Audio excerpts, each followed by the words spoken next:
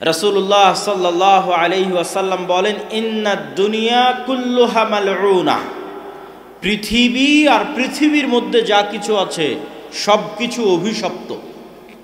অনেক বড় কথা, অনেক ভয়ঙ্কর কথা, যে পৃথিবী আর পৃথিবীর মধ্যে যা আছে সবই অভিশপ্ত, তবে যতটুকু আল্লাহর জন্য করা হয়। তো এই যে যতটুকু আল্লাহর জন্য করা হয় এটাও ব্যাপক অর্থবোধক। সৎ আমল এটাও ব্যাপক অর্থবোধক। সেই ব্যাপক অর্থটা কি? সেই ব্যাপক অর্থ হচ্ছে, মানুষ যদি নিয়ত ঠিক রাখে, অন্তরের বিশুদ্ধতা ঠিক রাখে, তাহলে তার ব্যবসাও সৎ আমল, তার কৃষিকাজও সৎ আমল, তার সন্তান সন্ততিকে লালন পালন করাও সৎ আমল, তার জেনারেল জ্ঞান অর্জন করা, স্কুল কলেজে পড়াও সৎ আমল। বলেন আল্লাহু আকবার। শুধু নিয়ত ঠিক রাখতে হবে এবং আল্লাহর সন্তুষ্টির জন্য হতে হবে। যেমন ধরেন, এখানে যদি কোনো ব্যবসায়ী উপস্থিত থেকে থাকেন, রাসূলুল্লাহ সাল্লাল্লাহু আলাইহি ওয়াসাল্লাম বলছেন, আত-তাজির আস-সাদুক আল-আমিন ইয়াকুনু ইয়াউমাল কিয়ামাহ মা'আন নাবিয়্যিন ওয়াশ শুহাদা। সত্যবাদী, আমানতদার ব্যবসায়ী, আবার শোনেন, সত্যবাদী, আমানতদার ব্যবসায়ী কিয়ামতের মাঠে নবীদের সাথে থাকবে, শহীদদের সাথে থাকবে। তাহলে ব্যবসাও তো সৎ আমল হয়ে গেল। শুধু কি যুক্ত করা হলো? সত্যবাদী ব্যবসায়ী, আমানতদার ব্যবসায়ী। মানে যে ব্যবসা করতে গিয়েও চিন্তা করবে যে আমি আল্লাহর বিধান, আল্লাহর আদেশ মেনে ব্যবসা করব। যে বিবাহ করতে গিয়ে, সন্তান সন্ততি লালন পালন করতে গিয়ে চিন্তা করবে আমি আল্লাহর কথা অনুযায়ী করব। যে কৃষি কাজ করতে গিয়ে চিন্তা করবে আমি আল্লাহর কথা অনুযায়ী করব। তো জীবনের প্রত্যেক যে কাজ সে আল্লাহর সন্তুষ্টি অনুযায়ী, আল্লাহর দেখানো পথ অনুযায়ী করবে, সেটি সৎ আমল, আর সেটি কাজে লাগবে। ওটা সময় নষ্ট হয়নি, ওটা কাজে লাগবে। সম্মানিত উপস্থিতি, সময় কেমন গুরুত্বপূর্ণ, সময় কত গুরুত্বপূর্ণ এটা আপনাকে বোঝানোর জন্য একটি উদাহরণই যথেষ্ট। সেটি হচ্ছে, আমি এবং আপনি কোনো জায়গায় বসবাস করি না। আপনার এবং আমার বাড়ি চারঘাটেও নয়, রাজশাহীতেও নয়, নওদাপাড়াতেও নয়, ডাঙ্গিপাড়াতেও নয়, বাংলাদেশেও নয়। এবং এটি বিজ্ঞানের দৃষ্টিতে বাস্তব, যেটা এখন আমি বলতেছি। আমার এবং আপনার বাড়ি হচ্ছে যেই সালে জন্মগ্রহণ করেছি আর যেই সালে মৃত্যুবরণ করব, এই সময়টুকুর মধ্যে আমরা বসবাস করি। তার কারণ, এই চারঘাটের মাটিতে আজ থেকে 500 বছর আগেও মানুষ ছিল না? ছিল না? ছিল। তো ওরা যদি চারঘাটেই বসবাস করবে, তো আজ নাই কেন? তার মানে ওরা আসলে চারঘাটে বসবাস করেনি, সময়ে বসবাস করেছে। একটা নির্দিষ্ট সময়ে আল্লাহ তাদেরকে পাঠিয়েছিলেন, ওই সময় চলে গেছে, তারাও চলে গেছে। তো আমরাও এক নির্দিষ্ট সময় নিয়ে পৃথিবীতে এসেছি, এই নির্দিষ্ট সময় চলে যাবে, আমরাও চলে যাব। আর আল্লাহ সময়ের শপথ এমনি করেননি। ওয়াল আসর, শপথ সময়ের শপথ এমনি করেননি। সময় জিনিসটা অতি গুরুত্বপূর্ণ, এই জন্য সময়ের শপথ করা আছে। এবং সময় আল্লাহর আশ্চর্যজনক সৃষ্টিগুলোর একটা সৃষ্টি। সময় কত আশ্চর্যজনক সৃষ্টি! সময়ের আশ্চর্যজনকতা যদি আপনি বুঝতে চান, তাহলে এতটুকু বুঝতে হবে যে সময় আপেক্ষিক। সব বিজ্ঞানের ছাত্ররা জানে যে সময় আপেক্ষিক। আর আপনাকে উদাহরণ দিলে আপনিও বুঝবেন যে হ্যাঁ, সত্যিই সময় আপেক্ষিক। আমি পায়ে হাঁটতেছি, আমার জন্য সময় একরকম। যে ট্রেনে যাচ্ছে তার জন্য সময় একরকম, যে বিমানে যাচ্ছে তার জন্য সময় একরকম। কিন্তু দুঃখজনক হচ্ছে, আমি পায়ে হেঁটেও, বিমানে চলেও, ট্রেনে চলেও আলোর গতিতে চলতে পারছি না। এই জন্য সময়ের বাধ্যবাধকতার মধ্যেই বসবাস করতেছি। আমি কিন্তু সময়ের বাধ্যবাধকতা পার হয়ে যেতে পারবো, এই জন্য সময় আপেক্ষিক। যদি আমি সময় আলোর গতিতে চলতে পারতাম, অথবা আলোর চেয়ে বেশি গতি ধারণ করতে পারতাম, তাহলে আমি সময়কে বিজয় করে নিতাম। এবং বিজ্ঞানীরা প্রমাণ করেছে যে আপনার এই পৃথিবীতে সময়ের দ্রুততার গতি কি 24 ঘন্টা, 24 ঘন্টায় একদিন এক রাত, এটা হচ্ছে পৃথিবীতে সময়ের দ্রুততার গতি। এই গতি যদি আর অন্য কোনো গ্রহে এর চেয়ে কম অথবা বেশি হয়, তাহলে এখান থেকে একটা মানুষকে উঠিয়ে যদি আমরা ওই গ্রহে পাঠিয়ে দিই, ধরেন কোনো একটা সিস্টেমে পাঠিয়ে দিলাম, ওই মানুষ ওই গ্রহে আর 50 বছর থেকে যদি পৃথিবীতে আগমন করে, তাহলে ওর আর যে সমবয়সী বন্ধু ছিল তাদের চেহারা আর ওর চেহারা মিলবে না। দেখা যাবে ওর সমবয়সী বন্ধু বৃদ্ধ হয়ে গেছে, আর দেখা যাবে ও তখনও যুবক আছে, কেননা ওর জন্য সময় ভিন্নভাবে অতিক্রম হয়েছে, কেননা ও এমন জায়গায় ছিল যেখানে সময়ের গতি ছিল ভিন্ন। এগুলো আমি বলছি না, বিজ্ঞানীরা বলছে। এবং আপনি আরও আশ্চর্য হবেন যে আমরা যদি আজ এখান থেকে অনেক দূরের গ্রহে ভ্রমণ করি, কয়েক লক্ষ, কয়েক হাজার, কয়েক ট্রিলিয়ন মিলিয়ন কিলোমিটার দূরের, তাহলে অনেক দূরের গ্রহের আলো আমাদের কাছে আসতে যেমন সময় লাগে, এই গ্রহের আলো ওই গ্রহে যেতে সময় লাগবে। তো আপনি ওই রকম দূরত্বের গ্রহে বসে যদি দূরবীন লাগিয়ে মক্কায় দেখেন, তো দেখবেন যে বদরের যুদ্ধ হচ্ছে, দেখবেন যে আল্লাহর নবী হেঁটে বেড়াচ্ছে। মানে আল্লাহর নবী যে সময় এই পৃথিবীতে ছিল, ওই সময় যে আলোটা ছিল, ওই আলোটা এখনও অত দূরের গ্রহে পৌঁছেইনি, আলোর গতিতে পৌঁছতে পৌঁছতে পৌঁছেইনি। ফলত ওই আলোর মধ্যেই ছবি ধারণ হয়। আপনারা আমাকে সাথে সাথে দেখছেন না, একটু হলেও পরে দেখছেন। আমার এখান থেকে আলো আপনার চোখে যেতে যতক্ষণ সময় লাগছে তত পরে দেখছেন, কিন্তু এটা আমরা বুঝি না।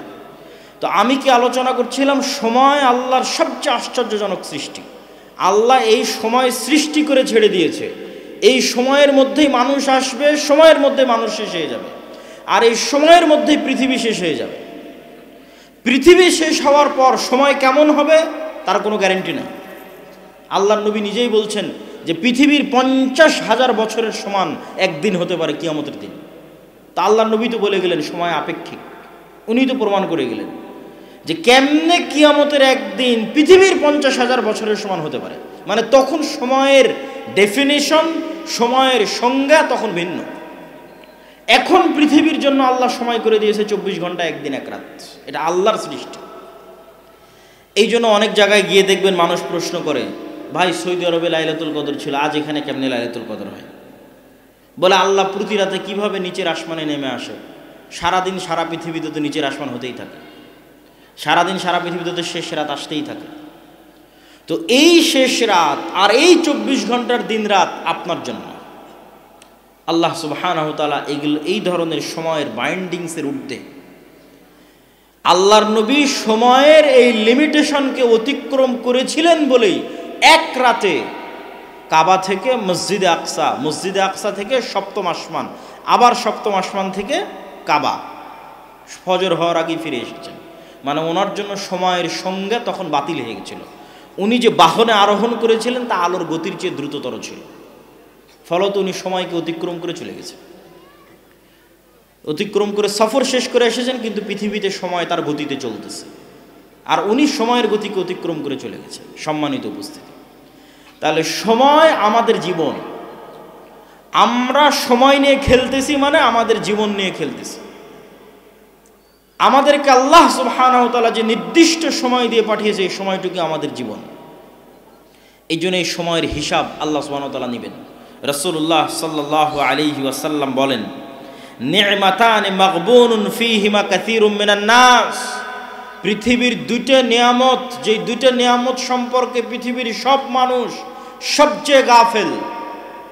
এক আস-সিহ্হা, সুস্বাস্থ্য, ওয়াল ফারাগ, অবসর সময়।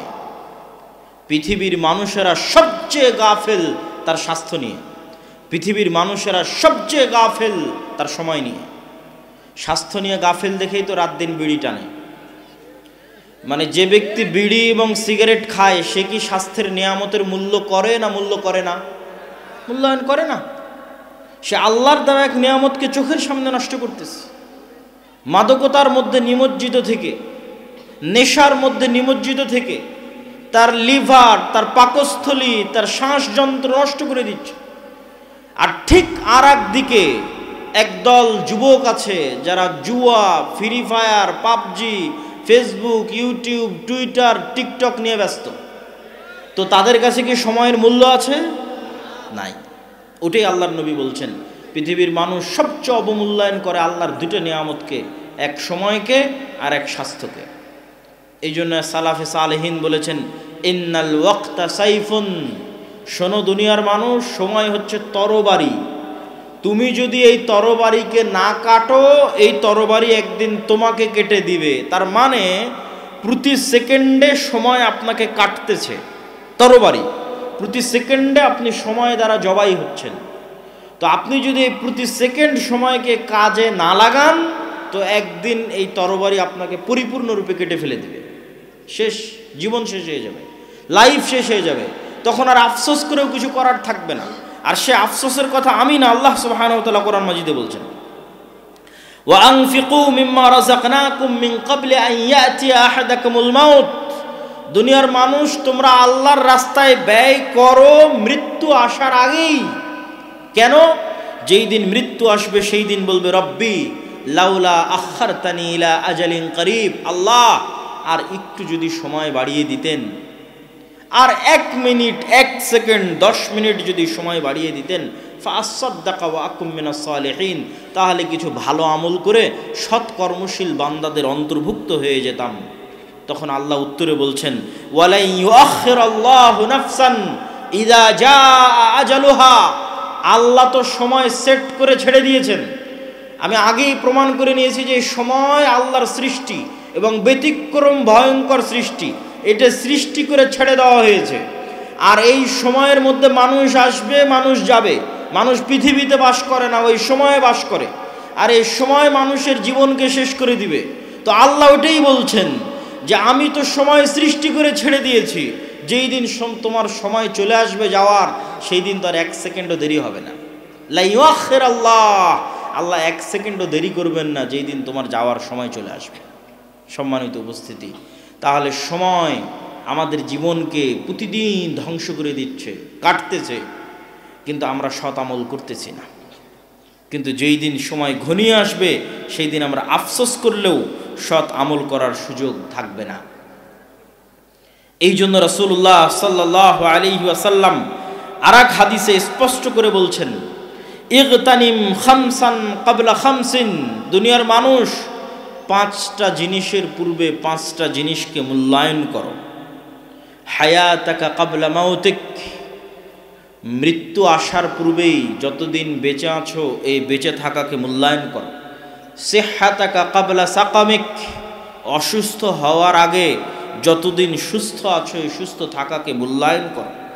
ওয়া ফারাগাকা ক্বাবলা শুগলিক, ব্যস্ত হওয়ার আগে যতটুকু সময় অবসর পেয়েছো এই অবসর সময়কে কাজে লাগাও। ও শাবাবাকা ক্বাবলা হারামিক, বৃদ্ধ হওয়ার আগে যুবক আছো এই যুবক বয়সকে কাজে লাগাও। ও গিনাকা ক্বাবলা ফাকরিক, দরিদ্র হয়ে যাওয়ার আগে হাতে কিছু টাকা পয়সা আছে, এই টাকা পয়সা এই সামর্থ্যকে মূল্যায়ন করো। সম্মানিত উপস্থিতি, আল্লাহ সুবহানাহু ওয়া তাআলা যে 24 ঘন্টা সময় দেন, আজকের দিনেও যে 24 ঘন্টা সময় দিয়েছেন, চারঘাটের একজন রিক্সা চালককে দিয়েছেন, চারঘাটের আজকের অনুষ্ঠানের সভাপতি, প্রধান অতিথি, প্রধান বক্তা তাদেরকেও দিয়েছেন। আজকে কেউ 24 ঘন্টার কম সময় পেয়েছেন? কেউ পেয়েছেন 24 ঘন্টার কম সময়? এটা আল্লাহ করেন না।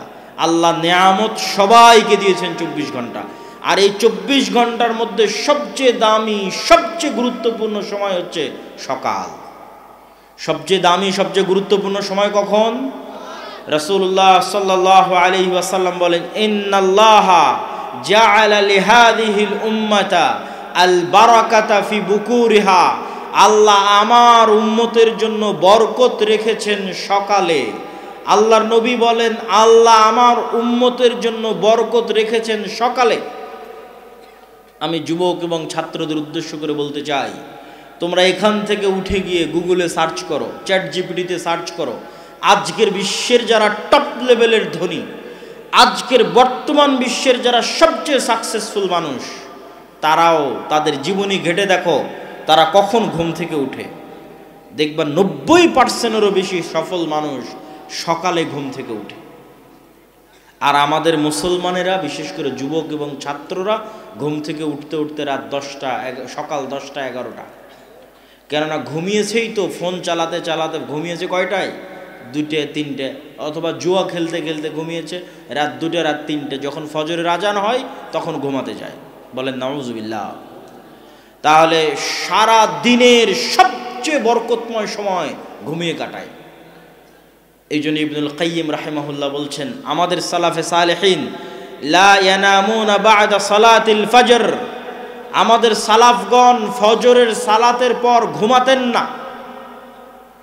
ওয়ালাউ ফি শিদ্দা ও ফি সফর, যদিও সফরে থাকতেন, কষ্টের মধ্যে থাকতেন তাও না, যদিও রাত জাগতেন তাও না। তাহলে রাত জাগলে কি করতেন, সফরে থাকলে কি করতেন? দেখেন উনি সমাধান দিচ্ছে, বলছে ইয়ান্তাজিরুনা ইলা তুলুইশ শামস, যদি খুব কঠোর পরিশ্রম করে রাত জেগেছে, ঘুমাতে হবে, কিছু করার নাই, সারা রাত সফর দিয়েছে, ঘুমাতে হবে, কিছু করার নাই, তো তখনও তারা অপেক্ষা করতেন সূর্য ওঠা পর্যন্ত, কষ্ট করে হলেও সূর্য ওঠা পর্যন্ত জেগে থাকতেন, সূর্য উঠলে তারপরে ঘুমাতে যেতেন। কেননা সূর্য ওঠার আগ পর্যন্ত এই সময়ে কি অবতীর্ণ হচ্ছে? কথা বলে না যে কি অবতীর্ণ হচ্ছে? বরকত অবতীর্ণ হচ্ছে।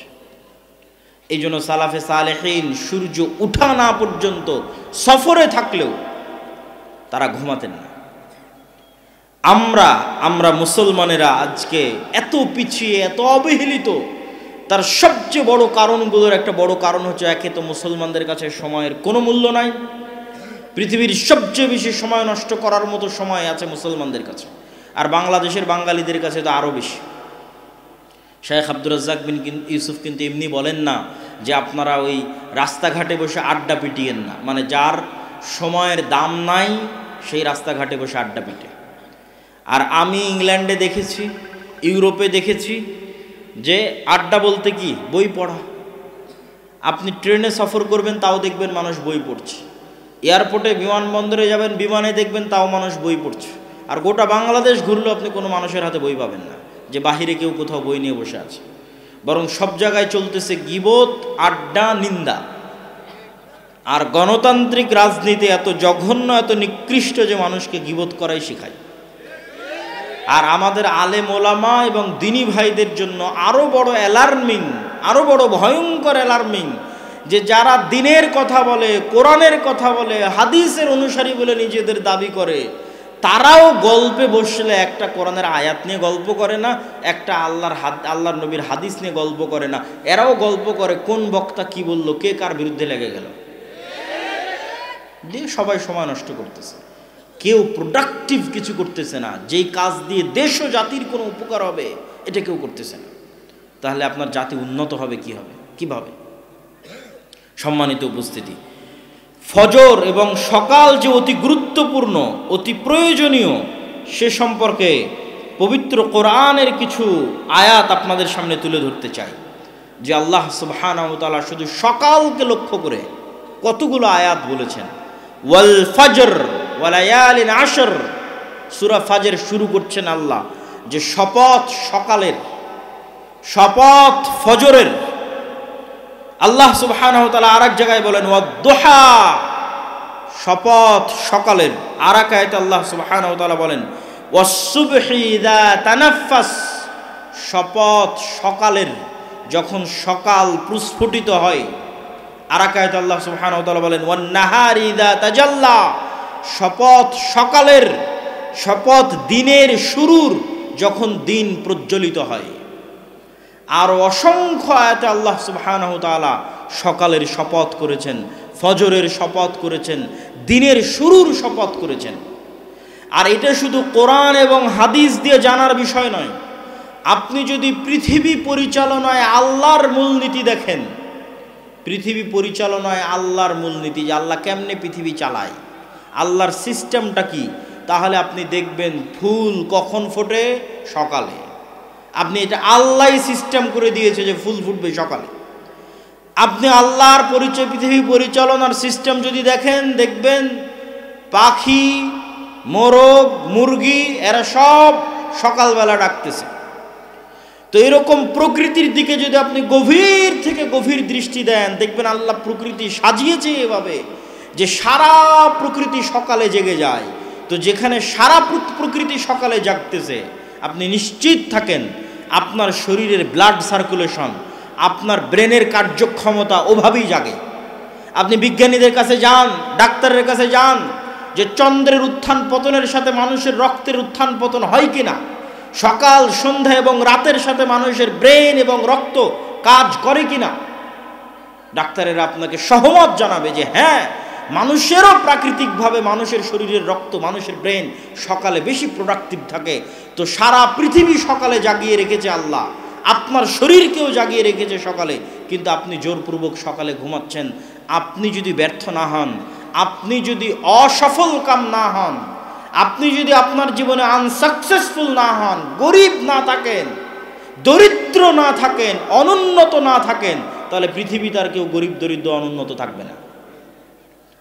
আর যদি আপনি সকালকে একবার কাজে লাগানো শুরু করেন, একবার, যে কোনো ছাত্র, যে কোনো ব্যবসায়ী, যে কোনো কৃষক যে বলবে যে না আমি ফজরের সালাতে উঠব এবং ফজরের পরের এই সময়কে কাজে লাগাবো, তাকে ধনী হতেই হবে। এটি নিয়ম পৃথিবীর। আল্লাহ সুবহানাহু ওয়া তাআলা বলেন, ফাইদা কুদিয়াতিস সালাত ফান্তাশিরু ফিল আরদ ওয়াবতাগু মিন ফাজলিল্লাহ।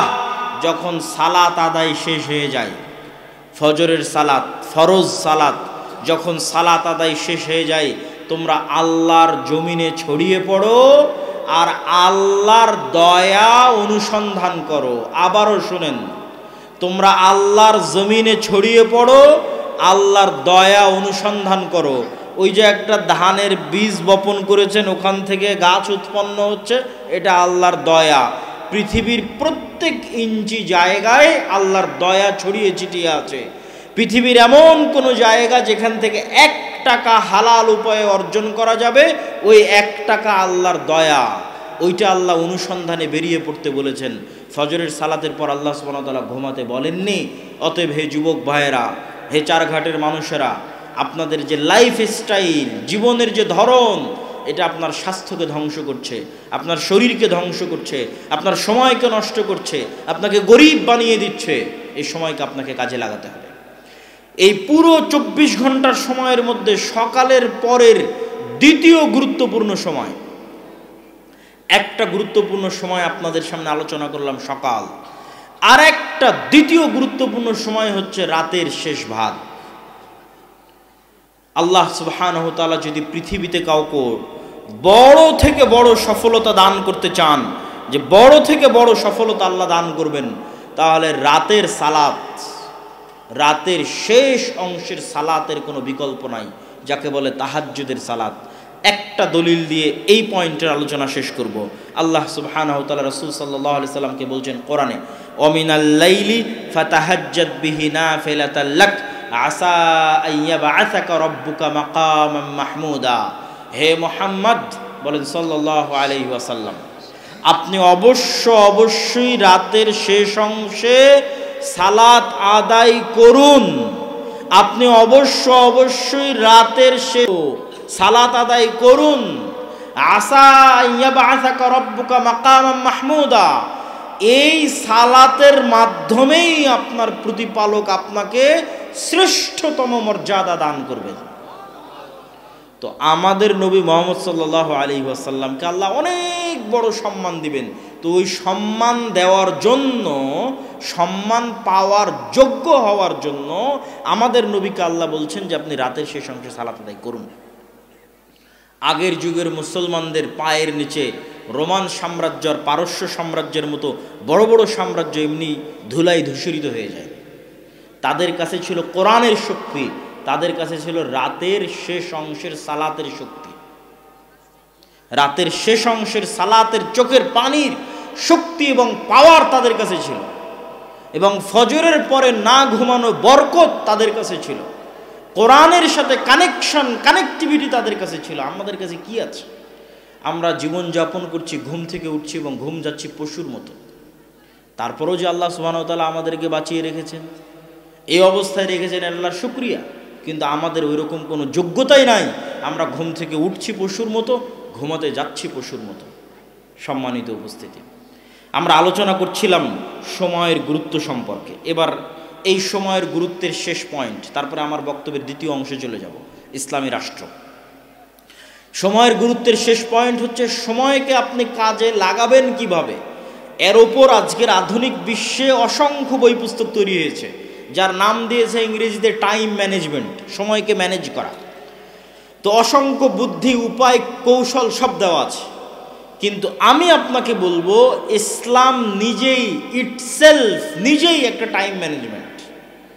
ইসলাম নিজেই একটা টাইম ম্যানেজমেন্ট, আর এটা হতে হবে। কেননা আল্লাহ তো সময়কে সৃষ্টি করে ছেড়ে দিয়েছে।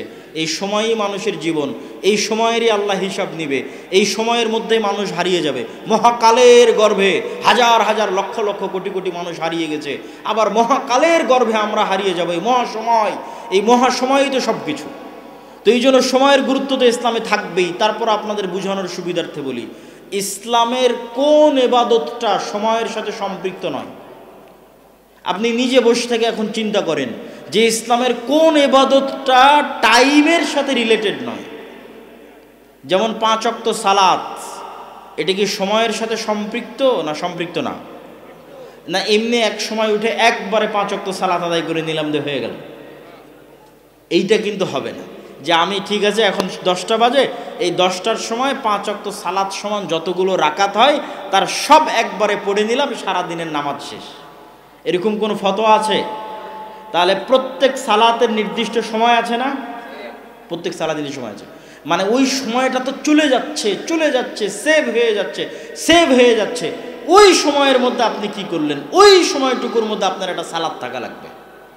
আপনার জীবন থেকে একটা সময় রানিং, আল্লাহ মহাকাল সৃষ্টি করে দিয়েছে, দৌড়াচ্ছে, হাজার হাজার কোটি কোটি কিলোমিটার গতিতে দৌড়াচ্ছে, যেটা আমি দেখতে পাচ্ছি 24 ঘন্টা।